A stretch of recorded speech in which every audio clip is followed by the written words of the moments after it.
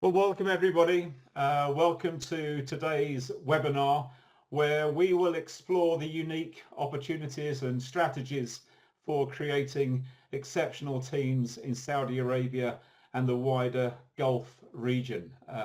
Thrilled to see so many of you here. Some of you may be listening to this as a recording, and I guess you're eager to dive into the vibrant business landscape of this dynamic part of the world. Today, we're joined by industry leaders from TASC Outsourcing, from HSBC, and from SABIC in the region, who will provide you with invaluable insights to the best practices for building a robust workforce in the Gulf. The Gulf region, it encompasses countries like Saudi Arabia, United Arab Emirates, Qatar, and others.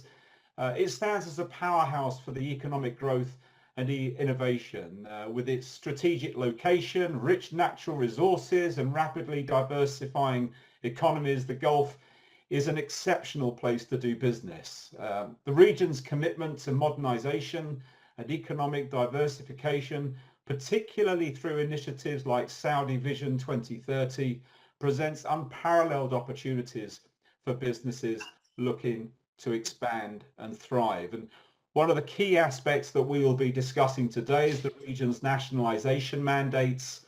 Understanding these policies, well, it's crucial for anyone looking to attract, nurture, and retain top local talent. Our experts, I'm sure, are going to share effective methods for navigating these mandates and ensuring that you can build a team that's not only compliant in the region, but highly competitive. We'll look at streamlined approaches for onboarding expatriate hires. The Gulf region, it's a melting pot of cultures, and successfully integrating expatriate employees is vital for creating harmonious and productive work environments. It's designed, this webinar, to provide you with knowledge and tools to stay ahead of one of the world's most exciting markets. So whether you're looking to expand your business into the Gulf or just enhance your understanding of the regional HR dynamics, you are in the right place. If you've got any questions throughout, please use the Q&A function. We'll answer questions throughout. Do make it your own webinar, so do please contribute. If you don't know staffing industry analysts, I'm Peter Regan, Senior Director of Contingent Workforce Strategies Research here at SIA. We provide lots and lots of information on the world of work, including research papers, events, editorial, certification and training, and support council members around the world. A little bit about the region, a bit of fun here. There's a couple of countries that I've just picked out. Saudi Arabia is the first one. I'm not going to go through all of this data. You've got some tables at the bottom. Every year we put together a market complexity report that looks at around 75 different contingent markets across 12 different criteria, and it ranks countries in terms of their complexity. Egypt is the most complex market. Denmark and Netherlands are the most straightforward markets.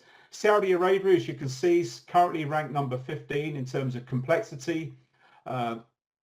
It's less complex by 4 points than it was in 2023. I've included the Big Mac Index. If you wonder what that is, it's actually a reasonable economic measure. How much does a Big Mac cost someone in Saudi Arabia when compared to someone in the US? Well, it's 11% cheaper, a big market. United Arab Emirates, 43rd most complex market in the world, no change from 2023. 13.9% is the critical thing, the Big Mac Index, 13.9% cheaper, significant labor force, and again, huge market. Qatar, the 12th most complex market, minus 32% on the Big Mac Index, again, massive market. So you can see these countries are complex, and this is a great reason why you're here today, and we're going to make sense of a lot of this. So let me introduce someone that I've known for many, many years, Richard Jackson, who's Chief Operating Officer of TASC Outsourcing. Richard, I'm here to advance the slides when you want me to. I'll let you introduce your panel. Okay, thank you, Peter. Good afternoon, everybody, and welcome to this webinar. I think it's going to be a really interesting time for you. As Peter said, please use the Q&A option. We'll try to answer all your questions here today, and if we can make it as interactive as possible, I think we'll get a lot more value out of it, especially when you are going to be able to ask questions of our panelists today. So our first panelist is Matthew Hesketh.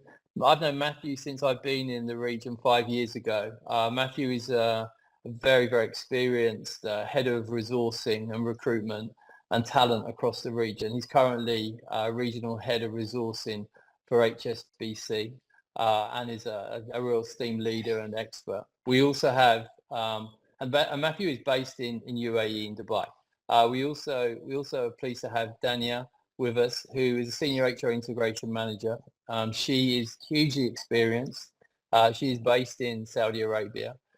She will be, I'm sure, be very happy to talk about questions on how Saudi has changed, how women are working in the workplace, what it means, what it's like, and I'm sure she'll give you a great view of that. And we have some good questions on that subject. We also have Fadi. Fadi is the Executive Director of Global Talent for SABIC. SABIC is one of the most esteemed companies in the Kingdom of Saudi Arabia.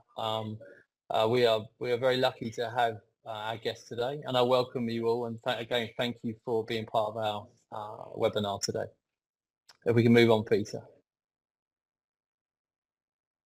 So, what is this region?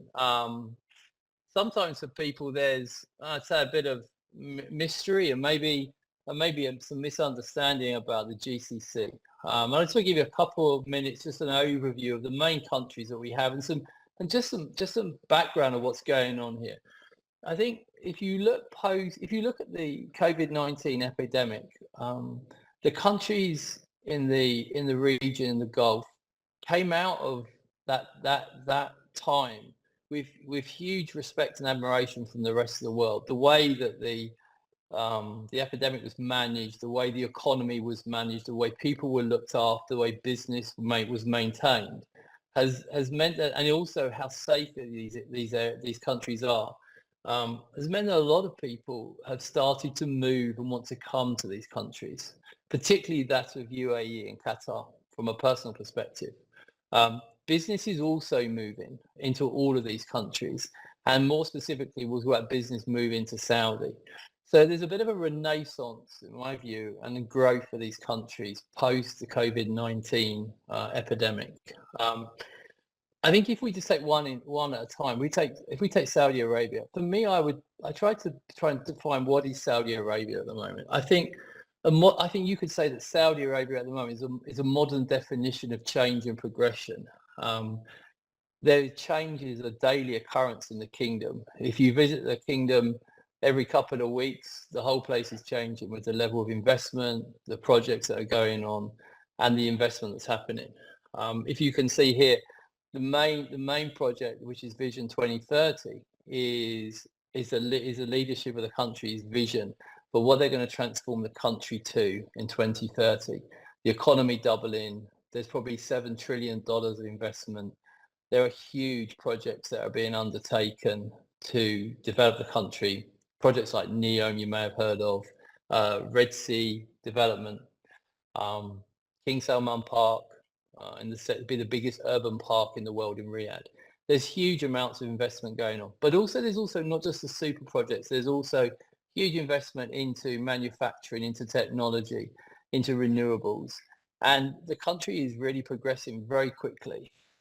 One other big piece at the moment, which we have here highlighted, is the regional headquarters program.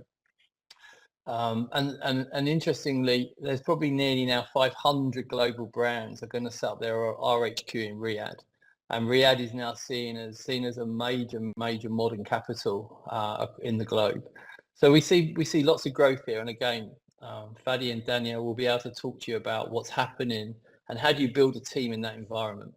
Bahrain is a smaller part of the Gulf. It's still reasonable shape, a high degree of financial services there. And there's also a very robust and also quite exciting startup area in fintech. And we see a lot of businesses starting up there, quite a lot of ease of business being done there.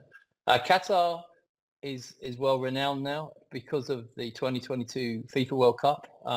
Most people know Qatar, and again, Qatar is very dependent on natural resources, has a huge amount of gas and oil, etc., and is the market leader in that whole area.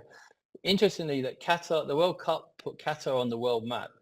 For the Kingdom of Saudi Arabia, there are two major events coming for them in the future. In 2030, there's the World Expo, which UAE had in 2020, and also in 2034, the FIFA World Cup. So these are world events that are putting these countries now on the map globally. UAE is probably I would describe it as it's been at the vanguard of reinvention. In 50 years, the UAE has reinvented itself into a hospitality hub, into a vibrant city, into a financial markets sector. It's got its own stock exchange, and it also has a very strong plan for 2031 in terms of trying to generate and double the size of the economy in that period of time. So there's a huge amount of growth across this region at the moment. There's heavy investment. There are big projects going on. And I think that now many companies globally are now looking to see how they can be part of this success story that we see for the next 10 to 15 years, particularly in Saudi. If you can do the next slide, Peter. So if we look at the kind of top growing sectors that you may be interested in, now clearly construction and tourism, Dubai and UAE is very, very strong in tourism. But if you look at Saudi Arabia now, actually tourism is going to be a major part for the future. There are very, very historical sites. Some of the best archaeological areas in the world are actually in Saudi. A place like Alula is now being developed as one of the projects for the Public Investment Fund, and that is going full steam ahead. And there's also a huge amount of religious tourism as well, and we see huge growth in that area. And Dubai again is reacting with now more expansion into the Jebel Ali area to expand again tourism along the coast in Dubai. If we look at technology and innovation, I think one way I always describe this region, particularly in United Arab Emirates and Saudi, is that in these countries, public sector or government is more technologically advanced than private sector. Now, if you're sitting in UK, US, and Europe, you may find that strange because from my perspective, what I've seen in the past is that private sector is always ahead of government. But here in these regions, the level of technology innovation that we see that government are producing to maintain their economies and make life easier for their residents, they are well ahead of technology innovation. And we see also the level of investment in AI at the moment, particularly in UAE, is huge.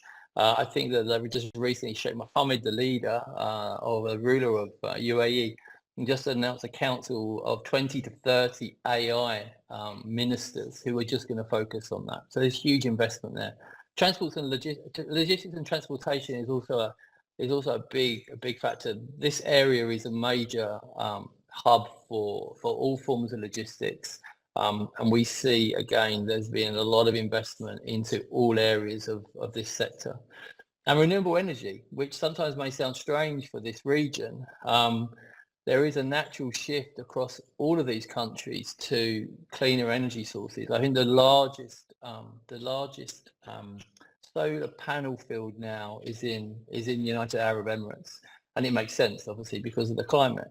But we're seeing a lot more investment into these renewable areas as the world becomes less reliant on oil. So there's a huge amount going on across all sectors, across all of these countries. So there are lots of big projects that seem to be announced daily by many of the governments, particularly in Saudi Arabia. Can we go to the next slide, Peter? So before we get into the Q&A, one thing we would like all of you to do, if you are listening into the call today, is if you if you would like to answer this and give us a view, and maybe we can even take a live poll later, give us a view of whether you feel you're willing to invest into the region over the next 6 months. It'll be good to sort of take a temperature test of what some of you are intending to do. And we'd be very happy to talk to you at some point in the future after that as well.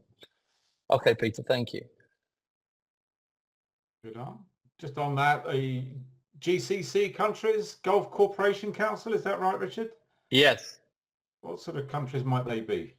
You talk about like Bahrain. Yeah, so the main four will be for us, and this what we're talking about today: Bahrain, Qatar, United Arab Emirates, and Saudi today. They're the big four for us here today. I think that's where we see a lot of interest from clients.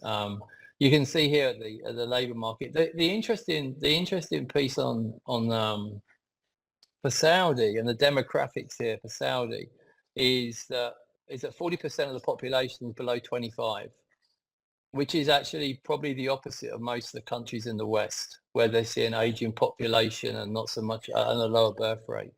60% is below 32 years old.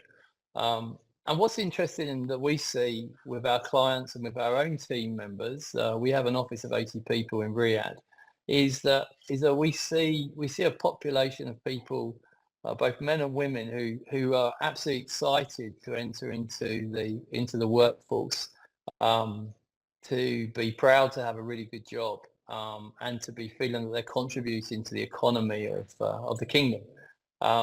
And the kingdom in the past has had a very high unemployment rate. So, you know, a lot of the revenue, all the revenue for the country was oil based. Now the move away from oil, the move into to building a sustainable economy, which is not based on oil, is now bringing down the unemployment rate significantly. So we see a very empowered, very, very empowered workforce now. And we'll talk about this when we get to the questions. You know, the important thing is that any businesses that do come to the kingdom, you know, you have to have a team that includes Saudis, because we'll come to that on the Saudization and nationalization rules that you have.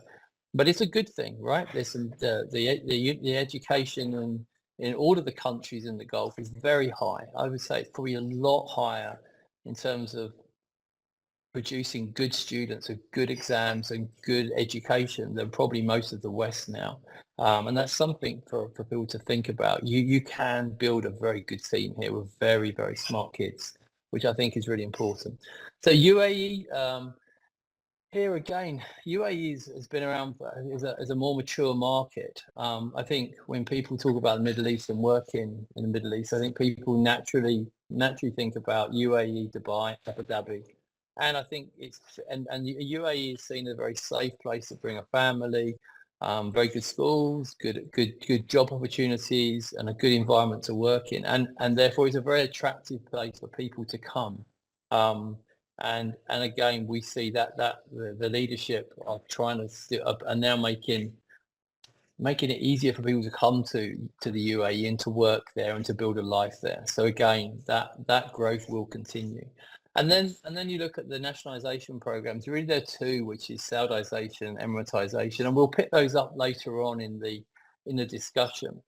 But in essence, they are schemes which are designed to make sure that actually the nationals of those countries are encouraged and to become part of the workforce. And that has to be something that needs to happen for all companies who go and build their businesses there, because we need to support the education and also the employment of local nationals into all companies. And actually, we see huge successes from doing that. It's a very, very positive experience for us. And we have been, our business has become very expert in both countries of how you manage that actual entire process of making sure recruiting and retaining and training and developing those local nationals into your company. Thank you, Peter. So I think this slide here Peter, do we go to Q&A now? I think it's Q&A. I think it's Q&A actually. I think this comes a bit later, this slide. Yeah, this slide comes a bit later. So I think we have to go to, I think we go to the Q&A. I think we just jumped over one slide, which is absolutely fine. Let's have a look. So we went from here, take the poll. Yeah. To the master. Yeah, we're into, I think we're into the questions now. So let me get the, let's get the guys into it. Let's start with our first question today. So if I can, the first question is to Hadi and Dania. So guys, can you give our audience a view of, you know, what's changed, what's changed, and what's changed over time now to make it possible that you've been able to build a successful business with a winning team in the region, particularly in Saudi. You guys both work in Saudi. You're based in Saudi. What's changed that makes it possible now to build teams there? What are you seeing? Dania, do you want to go first? Yeah, great. Thank you. So first of all, thank you for having me. I'm happy to be here. So to answer your question, what's changed? The short answer really would be everything has changed. Now, when we take a little bit of a deep dive here, the announcement of the Saudi Vision 2030 that you referred to earlier, the announcement by our King and His Royal Highness the Crown Prince, it's really paved the way for the new direction that the kingdom is going in. And I would like to take it back just a few years, maybe to, I think it was 2006. 2006, the scholarships were reintroduced. Scholarships was just a program designed by the kingdom and by the government, where young high school graduates, they had the opportunity to study abroad. So we're talking about USA, Canada, Europe, Australia, all over the world. And this allowed for the younger generation to really go out and see the world, to expand their horizons and obtain the required degrees for them to be able to come back and serve the country. This generation that went out back in 2006 would have graduated, I would say, 2010, 2011. They're now considered middle to upper management level in most organizations.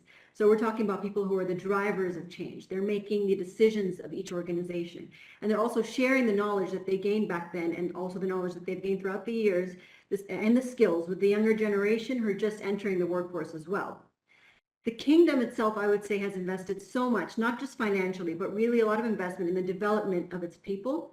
And because our people have such a strong passion towards the kingdom to become a leading country, they're very happy to serve it. And as you mentioned earlier, I think it was a slide before this, 60% of the Saudi population is below 32 years of age, and 40% is below 25. So this generation is very hungry for change and for development of the country. We also recognize that a lot of niche roles within the kingdom, we may not have experienced locals. So we do hire experienced or seasoned expats to help with the intent of putting their experience and knowledge to good use. And it's a large part or expectation from us that they will knowledge share and knowledge transfer to the younger generation and the locals as well. Okay, perfect. Sorry, carry on. Sorry, didn't mean to interrupt you. Yeah, so on a final note, Richard had mentioned this earlier, Saudi Arabia specifically was always tied to oil and gas. And I think that's the perception still around the world. Up until a few years ago, this was the #1 factor that increased our GDP. But since the vision has been introduced, all these giga projects have been introduced, such as NEOM, Diriyah, and the Red Sea project. This created so many job opportunities for both Saudis and anyone interested in working in the kingdom. Okay.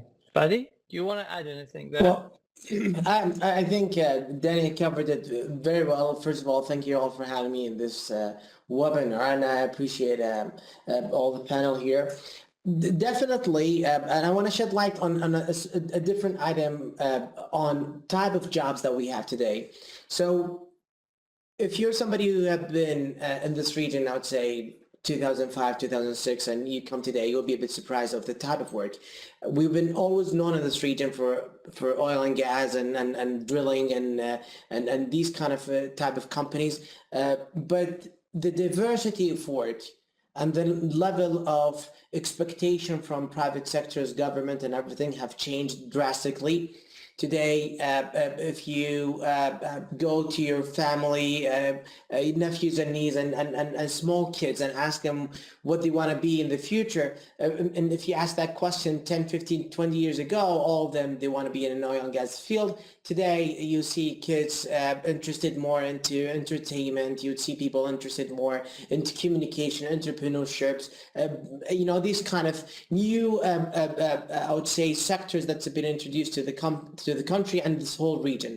So the level of change, not only from a perspective of oil and gas and renewable energy and everything, but it's a broader change of thoughts, thinking, interest of the country. The fact we have that 60% youth in Saudi Arabia makes it an extreme competitive market here between, I would say, companies, employees, all the way to restaurants. I think in Riyadh specifically, and Dania can maybe agree with me here, there's a huge competition with restaurants. And you would never think there is that level of competition that's going on in Riyadh, and that helps a lot, get the best out of everybody.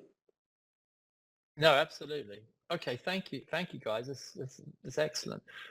So next question. So this is to Matthew. So Matthew, you're a Brit like myself, right? Who's come to the region. So to a high level, what do you see as like unique HR challenges that you face in the Kingdom of Saudi Arabia as compared to, say, USA or UK or Europe? Thanks, Richard, and good evening, good afternoon, and good morning, everybody. Welcome to HSBC in Dubai, and thanks for the introduction. Lovely to speak to you all, and it's really my pleasure to represent the region that's been so kind to me over the last decade. I think a couple of things, Rich. First of all, they're extremely high growth marketplaces.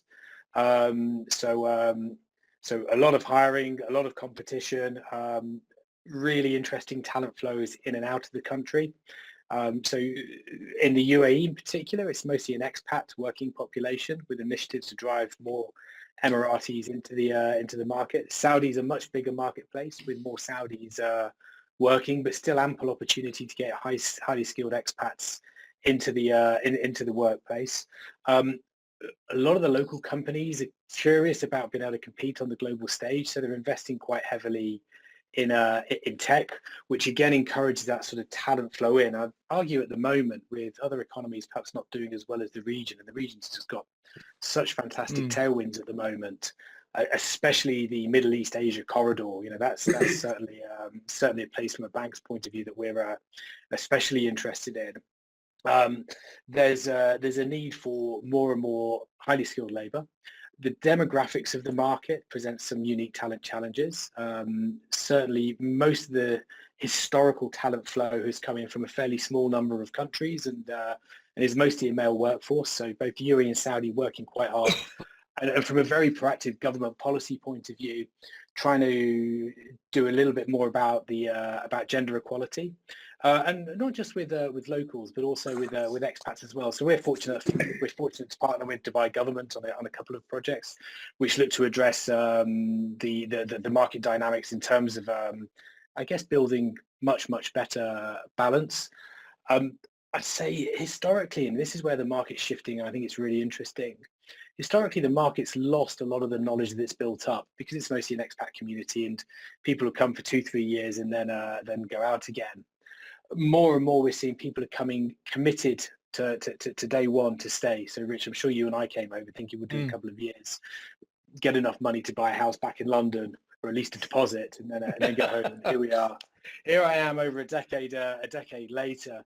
But now certainly, and again, sort of referencing financial services and from a mortgage point of view, more and more people are not buying property here, not to invest anymore, but to actually come with their families, live their lives. The governments across the region have done fantastic jobs with policy and with better healthcare, better education, and really trying to make whether it's Riyadh, Jeddah, Dubai, Abu Dhabi, a more interesting place to live. And they've started to enable more and more opportunities through better visas, better sponsorship schemes, and all that sort of stuff. So it's a really eclectic mix of unusual challenges, mostly focused around the talent flows in and out, the demand for particular skills, which I think every region probably has as they try and grow more and more into tech, and then the peculiarities of nationalization, which it's been part of my daily diet now for over a decade, and candidly, I've loved every second of it. I've watched this rapid evolution of whether it's the Emirati or the Saudi community.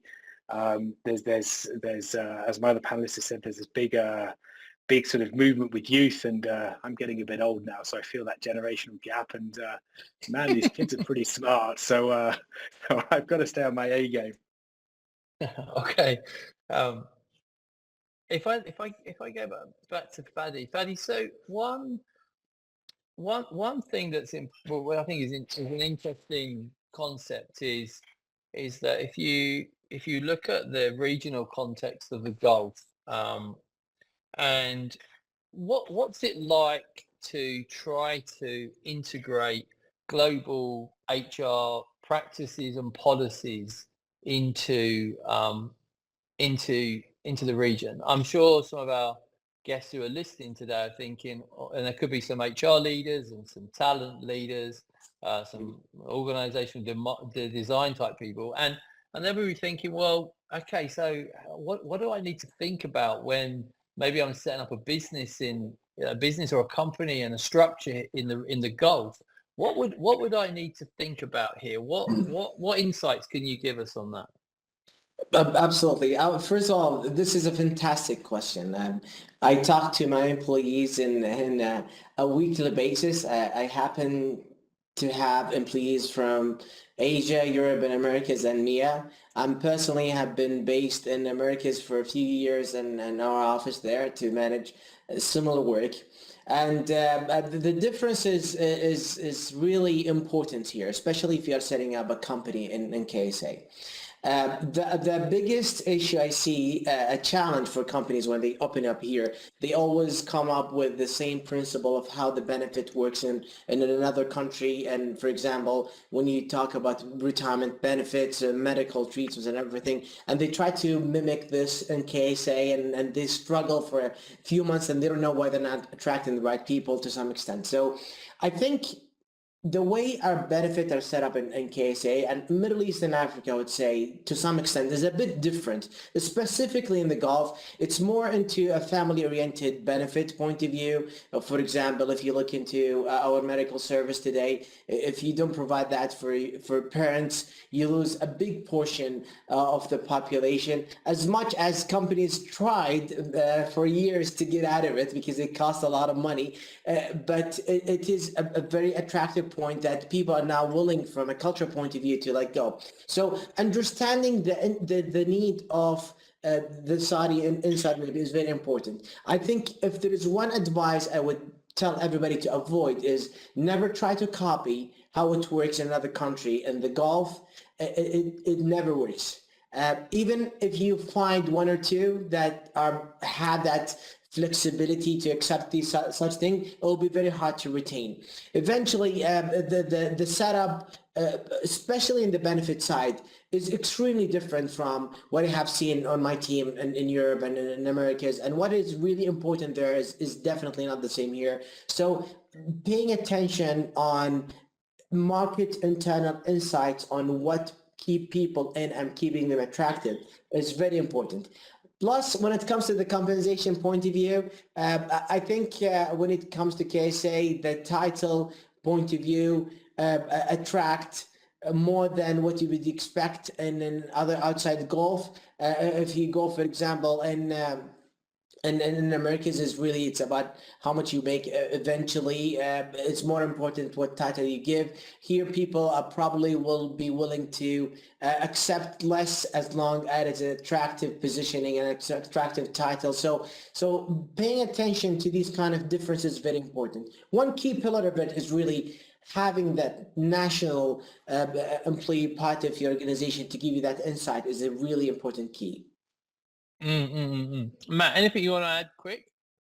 Yeah, very quickly, but I mean, Fadi summed it up beautifully. I think, the culture of the region is eclectic and a bit of a mix. And as our HR practices, and I absolutely echo the point of, I wouldn't necessarily assume that it's done better in London or the US. I think there's an opportunity for international companies to come in and have a look.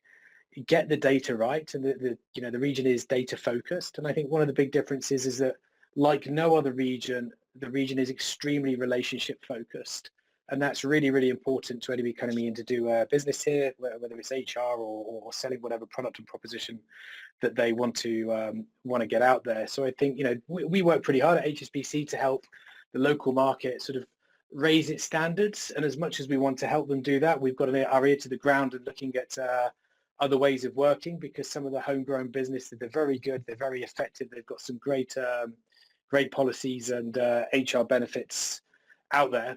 So I would come with a little bit of humility. What I've learned in the time I've had out here is that the local communities in particular are deeply curious. They want to learn. Their thirst for that knowledge of what was it like when you're in London, Matt, or what was it like when you were here or there, Matt, so on and so on and so forth. But equally, I think it's only right that we reciprocate that favour and we listen to the way that they do things. And if you look at the rise of the local airlines, whether it's Emirates, whether it's Etihad, whether it's Fly Dubai, there's now a challenger emerging in Riyadh Air, who I can't wait to try their product. It's going to be an extraordinary rise to sort of a 5 or 6 star airline, or whatever you want to call it. And I think there's, as much as they like to learn from us, I think there's opportunities for some of the international businesses to learn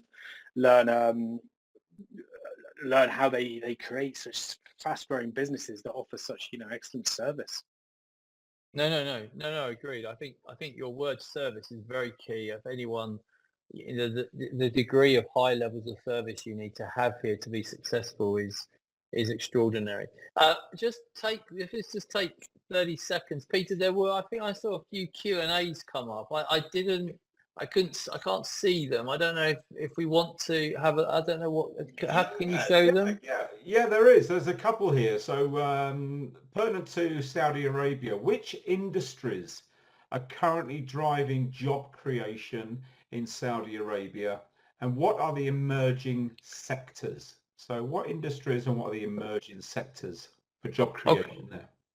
I'm just going to offer this out to any of the panel. I can help answer it as well, but I'll let you guys. Does anyone want to take this? Dania, would you like to take any of that or not? Yeah, sure. Yeah, okay. So in terms of the industries, I mean, oil and gas is always a safe way to go, but because we do want to shy away from that a little bit, anything real estate, development, tourism, all of the giga projects, they're really offering hiring opportunities as well. And what was the second part of the question? What are the emerging sectors? Yeah, the emerging sectors, yeah.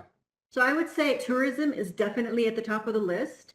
Maybe some of the defense companies as well. They're also emerging. Real estate is also right up there. And I think one to add here, which I think is something that I'm sure everybody who's listening will know, is also sports. So Saudi as a country are committed to being the center of sports for the world. And some of you, I'm sure some people would shrug their shoulders like, how? But if you now look, every single boxing fight is in Riyadh. World Cup is coming. The level of the quality of the football league, the golf, it's not going to stop. And I think sports is going to become, and it's a stated aim of the leadership that actually this is going to be one of our biggest aims, is to become, the home of sport globally. And I think that's one area where it's going to grow significantly now over the next few years.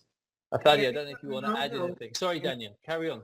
Sorry. I was just echoing off what you were saying. We've got Ronaldo, we've got Neymar, we've got all the big players here. So football, or soccer as some people would call it, is definitely at the top. No, absolutely. What was? Is there another question there, Peter? I think I saw two. Yeah. Have a completely separate conversation on that, but we can't. Another great question is really difficult to hire nationals. You're going to love this one. Who might we partner with to help with this in the right way? This is an interesting question. I didn't send this myself. No. I think from a let the panel maybe have a go at saying I have an interesting part here, because I've been trying to look at this issue, which is finding local national. And I think this is really the key of success in this whole opening a national company in Saudi Arabia or in the Gulf. We're not sort of agencies or companies to open in KSA or the Gulf who they bring knowledge or people from outside. I think you can still operate from a global point of view with the current technology we have today in the world. You don't have to be physically in KSA or in the Gulf to be able to understand or move expatriate from outside to in. But until today, I mean, I hope I'm not missing anybody, but I've been in this field since probably the past 14 or 16 years. I haven't seen a single local company that specializes in hiring nationals, that they actually find the kind of quality that we get from non-nationals CVs. And that has to do with something Matt have just mentioned. This Gulf builds on networking. So it's very hard to get into our nationals, especially to attract them, unless you know somebody that knows them to get to that in the trust circle point of view. But if I would give any kind of an advice to any company, this is the key of success. Whoever reaches this first will definitely be in the top list of contracts and procurement and everything. I know there are good nationals because that always been a question in the previous, like 6 years ago or something. Some companies, I remember, they did a study and they said there isn't enough national competent people in the Gulf. However, I would definitely confirm from me, I have an in-house recruitment team. They find and source nationals, and we have hired pretty good people. I'm talking partners in some of the big fives. I'm talking scientists. I'm talking some of the great people we have in the company. And the reason that makes me a bit sad sometimes is my recruiters sometimes will do a better job than some of the agencies who, when it comes to the national piece. Even though I'm not talking about a surgeon that only exists 7 people in the national, that was a very hard job. I'm talking typical job, like you ask for an HR manager, for example, or a supply chain director. You think this job should be very easy to find because all the companies rely on, but I see most companies struggle on getting into that. The way for you to get into is you have to be physically in the country. I think the reason all the companies have struggled previously because they think they can do this online, but it's always a struggle. If you're not present in the country, attending all the events, attending all the talks, having networking and negotiating and being present, you'll always miss out on that national point of view. Oh, Daddy, thank you. I want to ask Matt and then Dania the same question. So can you just also follow up on that as an answer, please? Yeah, 100%, Rich. I mean, just stop me as well because I'm passionate about this and I could go on, but I challenge the question itself. So I don't think it's especially hard. I think you just have to approach the challenge in a slightly different way. So our sort of mantra here is we want to make friends before we need them. So it turns into a bigger HR question about strategic workforce planning. So what are the skills that you need? What demand can you anticipate? And then what do you do to get in front of it? If you're sticking your jobs on LinkedIn, you're probably going to be unsuccessful. I spend most of my Fridays, I'll get out. I'm in Riyadh a week a month, and then the rest of the time here in Dubai. And every Friday or every Thursday, if I'm in Riyadh, I'll get out and I'll meet between 10 or 15 senior Emirati or Saudi bankers. Easy to connect with. They're always willing to meet with you. My conversions are really, really good. And it is about hustle. It's about network. It's about making those relationships. You can either, get out of your chair, go and do it yourself, but you do have to have boots on the ground. Or you find an agency who's doing that for you because you don't want to do it, and you pay Rich, I'm sure, a reasonable sum of money. I don't know. You'll have to tell us to do it on your behalf. But I think there's some fantastic talent out here. I was in Abu Dhabi the back end of last week. I think I met 12 people back to back to back, and if I had budget, I'd hire them all. They were fantastic, all Emiratis, and I have the same experiences in Saudi. The challenge is that they're in such rich demand as well. So finding them, perhaps not that hard, but when you find them, they're typically being spoken to by 2, 3, 4, 5, 6 other employers. And the challenge is, can your EVP close them? Oh, very good point. Love. Yeah, absolutely. That's a whole nother question. Danielle, what about yourself? How would you answer that? I mean, honestly, there's not much I can say that my fellow panelists haven't already said, but just to, kind of emphasize on the fact that being on the ground is probably key. Working in HR, working in the recruitment world, it really is all about networking. So once you have that community, once you have that, people from all different industries, people from different backgrounds within your network, that will really help. No, I completely agree. I think some of the points you've all raised are absolutely correct. I also feel you could probably do an entire call just on this subject. Actually, I think this is one of the biggest. It's a challenge, and it's also opportunities, more opportunity. And I think, as Matt said very clearly, is then you have to can your EVP close these people? Because there are so many businesses looking for high quality local candidates. Okay, so we wanted to also introduce the concept of the nationalization programs, and again we could have a webinar just on those as well. So, but I've got Danielle and Matthew. I think can you give a very brief overview, like, of what the nationalization program is in Saudi and what it is in UAE, just a top high level, and how does it impact your business? Like, what do you have to be aware of? So if someone was coming to Saudi to open a business, this would be something that they would have to think about. How would you explain it to them? Very easy, a very simple way. And how does it impact your business, please? Sure. So I'll go ahead and yes, please. Sorry. Yes, Daniel. Thank you. In Saudi, it's the Saudiization, or maybe we can call it the system. It's a program that I believe was introduced back in 2011. And the main goal of it is to really increase the percentage of Saudi citizens working in private sectors and to reduce the rate of unemployment, of course. And the program not only promotes hiring Saudis, it also focuses on hiring Saudi females. And they do this by implementing quotas for hiring them in certain industries. What Nitaqat does is it uses a rating system, divides the businesses into 5 colored categories, platinum being the highest and red being the lowest.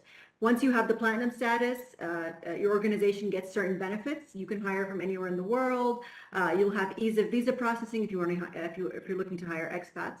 People or organizations who are in the red zone might have some penalties. They might not be able to renew their expats residency permits. They may not be able to open new branches within the kingdom.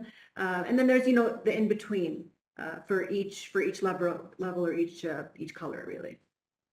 Okay, so basically people have got to maintain a certain level of Saudis in different brackets of different types of employment, and if they do that, then their portals which give them visas will ultimately be green. That's what they're after. So thank you. That's very interesting. I've got a great question for you coming up. So Matt, just want to give a quick overview of UAE and the concept of emiratization and how does that work? They're very similar, Rich. So depending on industry, you have sort of various quotas of the number of Emiratis you need to put into the workforce. So for us in banking, it has to be 45% by the end of 2026. Most of the rest of the private sector, it's a little bit less, as there's a drive to just get more Emiratis into the workforce. Rather than go through sort of the particular details industry per industry or the impact of restricted visas, I think more about the spirit of Emiratization, what it's actually there to do. And it is to equalize a market here that historically, I think it wasn't that long ago, the private sector was almost entirely expat, to the point where I think there were less than 1% of nationals working in the private sector.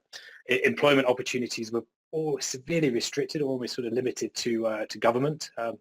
Government can't employ everybody.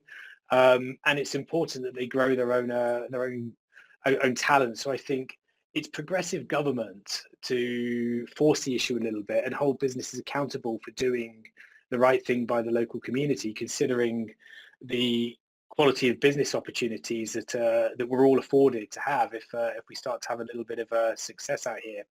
And it is important that it gets done. It's not just a number. It's about, getting the locals up to make a reasonable part. It's strange to think in the UAE that UAE nationals are, you could almost include them in your D&I agenda, in that they're an underrepresented minority in the workforce. So how do you counterbalance that? You have to give them opportunities to come in. And what other country in the world, or what other region in the world, gives you the ability to go and hire any one of the 7.2 billion humans that currently occupy this planet? I couldn't have done that in London. Even when we were part of the EU, when I was a headhunter in London, I'm restricted by the community of the EU, whereas here the government have built an infrastructure where we can hire anybody, and the ask back is quite simple. Let's also do right by the local population, and you'll be surprised at some of the quality talent that is there is as good as anybody else, if not better, because they are culturally ingrained. They can unlock doors for you. They can really create remarkable business opportunities that those from outside wouldn't necessarily be able to unlock. Okay, I agree completely. So, question for Dania. Dania, I think this is a really important question. So, I think what we've seen in the Kingdom of Saudi Arabia is basically increased participation of women in the workforce. I think, and we've also seen it in UAE as well, and also in the wider Gulf. I think specifically for Saudi, there's always maybe misrepresentation, or maybe inaccurate reporting, maybe in the West of some of these things. So just, can you tell us tell us the reality of being a woman in the workplace in Saudi, and what does it mean to you, and what is happening on a daily basis now for the recruitment of women, the training of women, etc.? Yeah, sure, absolutely. So, you mentioned that over the last few years, there really has been such an increase of women in the workforce. I personally come from a family where I had a full-time working mother at a time where females were really not working, or the females who were working were mostly teachers, so not many in the corporate world. If you'll allow me to just, take it just a step back, His Royal Highness, the Crown Prince, has been he's quoted saying that I support the Kingdom of Saudi Arabia, and half the Saudi population is women, therefore I support women. Because of that saying that His Royal Highness has said, by default, women are empowered in the kingdom. We really do believe in everything our Crown Prince says. And because of that, every organization within the kingdom now has a large workforce of women. And if they don't yet, it's included within their mandate and their goals and their KPIs to increase the number of women. And they do this by really just, a number of different strategies. Some of them could be diversity, inclusion. They've also introduced a lot of mentorship programs where you have young Saudi females who are just entering the workforce, kind of partnered with a more seasoned female, or even a male, who are really just helping them, throughout their career. On an even higher level, today Saudi Arabia has about, I think it's 6 female ambassadors to the kingdom. We have so many female CEOs, COOs, C-suites, and they're all leading the change. I think for us as Saudi females to see this, it's very inspiring, it's very encouraging. It also has a great image to expats to see as well. So we also have very established women networks within every organization. We have maybe women in healthcare, women in business, women in defense. This creates a very nice community for women. We also try to, I would say, have flexible working arrangements. This attracts women to be more in the workplace. Maybe leadership programs as well, and networking opportunities. And it's very important for women in the workplace to feel very safe and respectful. Saudi people by nature are very respectful, and with women specifically, they do set boundaries. So this creates a very great environment for women. And last but not least, of course, we've always promoted equal pay for equal work. So we've never really differentiated when it comes to pay. Okay, thank you for that answer. Fantastic. One thing I'd like to add before I hand it over to Peter is we're very fortunate to have some of the most fantastic female team members in our company in the Kingdom of Saudi Arabia, and we're very lucky to have them. So, Peter, I think we have come to the end of our time. I don't know if you want to do some more Q&A. You're going to wrap up, but thank you very much.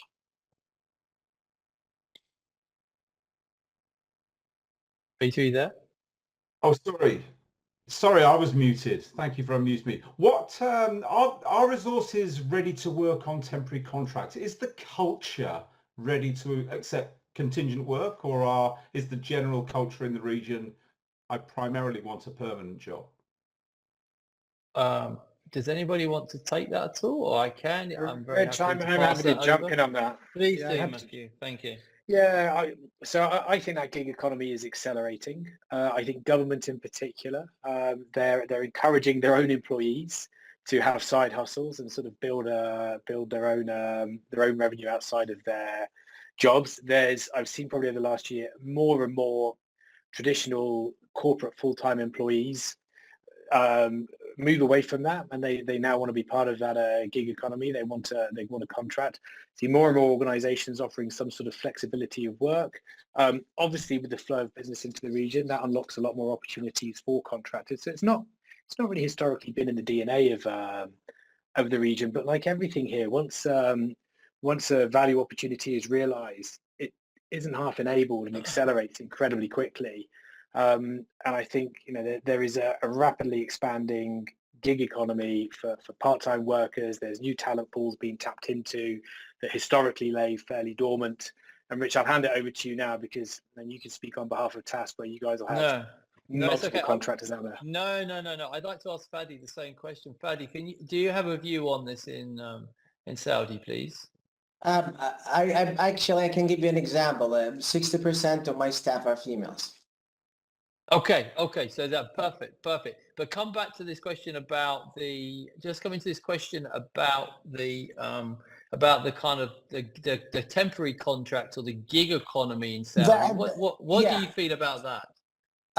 Maybe I should have said that more accurately. Half of my staff are females. Part of them are part-timers already. So the labor ministry have introduced that. So there's few issues happened previously where this whole setup have not existed previously. So what we have done through the process of our department, we realized that we have cyclical demand and needs and going forward. So most of the demand on part-time we've seen from a market comes from females, especially if they are going through school or also we have seen people who want to retire, but we've seen a bigger number of females more interested in a part-time than a full-time. So we took advantage of that, and today we have a team that we pay on an hourly basis in KSA, but the part-time has always been an area that still needs to be developed. We run from time to time into people who want to get less hours because they want to plan for their retirement, for example. But given that the population here mostly, I would say youth, you wouldn't see this happening a lot. Most people are looking for a full-time job. And especially in companies, they don't allow you to do two jobs in some cases, in some contractual agreements. So that also limits the opportunity of that happening. All right. Okay. I'm going to come to an end there. Richard, there's some information here. If you're interested, there's actually a question in here about background checks and whatever. You guys are the experts. There's some great literature here, and I'm sure Richard and his team, Matt, Fadi, Dania, will all assist you if you want it. Thank you very much, panel and Richard, for that most insightful discussion on a region that is very sort of unknown to many of us. So thank you very much for that. And if you're listening to this as a recording, hopefully likewise you found that useful, and do reach out to the experts if you need anything. Hopefully September is around the corner. We'll see you in Dallas soon for our North American Summit, 16th and 17th of September, followed by our collaboration event open to everybody, 17th and 19th of September. Wherever you are in the world listening to the recording live, enjoy your day. Thank you very much for attending.